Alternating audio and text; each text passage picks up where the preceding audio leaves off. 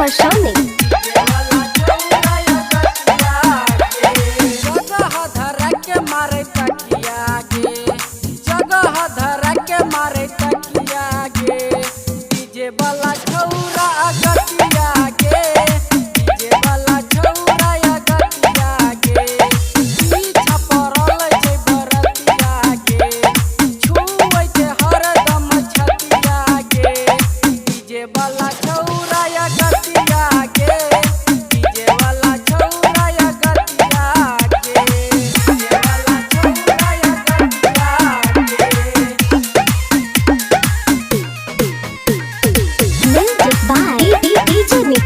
राजा परसोनी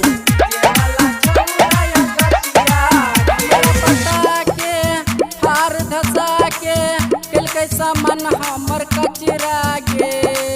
सयाल बच्चा के की रखबै गे सखी की लजे बई ससुरा गे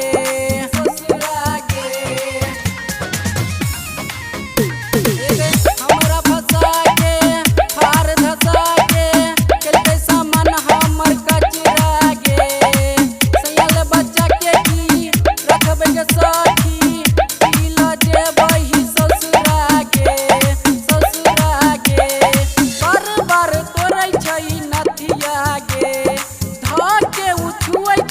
छतिया गे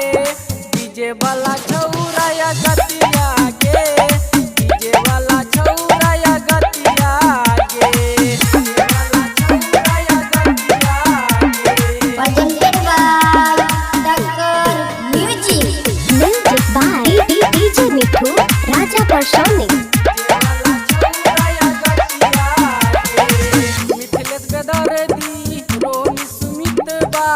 मानै नहीं छै बतिया गे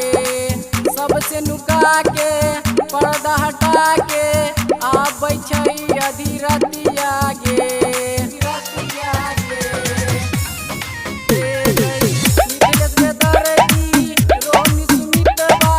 मानै नहीं छै बतिया गे सबसे नुका के पर्दा हटा के आबै छै अधीरतिया संगतिया गे राइटर सोचिल शर्मा संगतिया गे संगतिया गे डीजे वाला छौरा या गतिया गे डीजे वाला छौरा या गतिया गे presented by